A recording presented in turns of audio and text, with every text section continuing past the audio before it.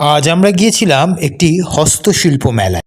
Joker কাছে ব্রতচারী সমিতিতে এই মেলা অনুষ্ঠিত হচ্ছিল।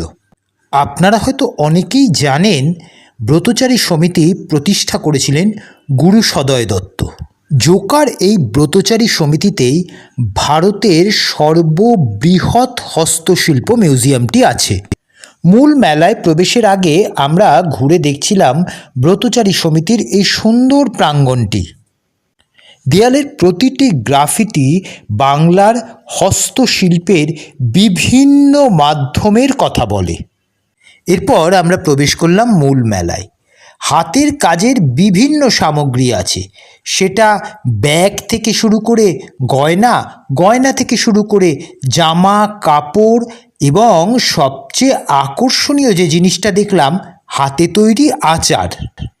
মেলার একটি দিকে আবার সাংস্কৃতিক অনুষ্ঠানের স্টেজ তৈরি, তখনও অবশ্য শুরু হয়নি, তাই আমরা আবারও মেলায় একবার চক্কর মেরে নিলাম।